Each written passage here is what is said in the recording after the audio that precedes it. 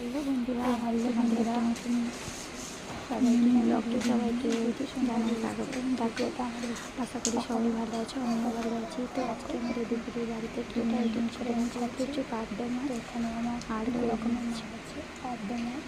তো চলো আজকে কী রেসিপি করা যায় তোমাদের সঙ্গে শেয়ার করি। হালকা পাতলা রেসিপি গরমে এরকম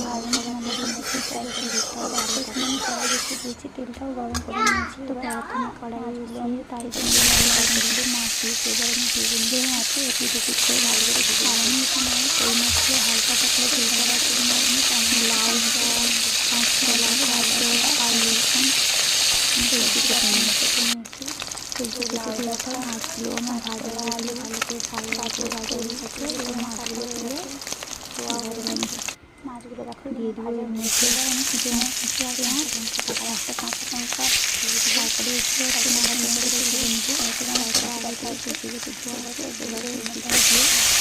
হালকা একটু রাখবেন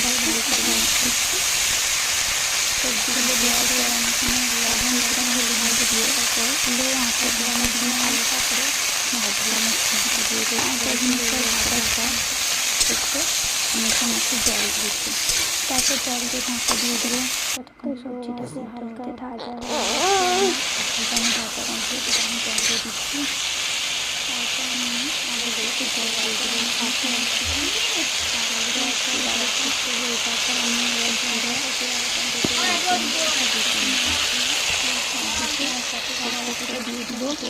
আমি কিছু ভাজা মশলা রেখে দিয়ে গ্যাস সঙ্গে ভেজে রেখেছি সব কিছু গরম মশলা দিয়ে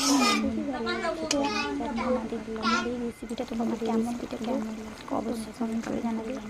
পারলে একবার ট্রাই করো, দেখবে এই গরমের শরীরের পক্ষে খুবই ভালো। আর যে পাবদা মাছগুলো রইল, তো পাবদা মাছগুলোকে আমি তোমার কমপ্লিট ফ্রাই মাখানো একদম এবার আমি ঝাল করবো পেঁয়াজ আর সর্ষে বেছে রেখেছি। পেঁয়াজ সর্ষে বাটা আর ভাজা মশলা এখানে আনলাম সব কিছু।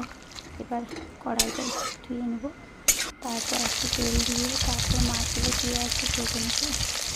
ভাজা মাছ লাল লাল করতে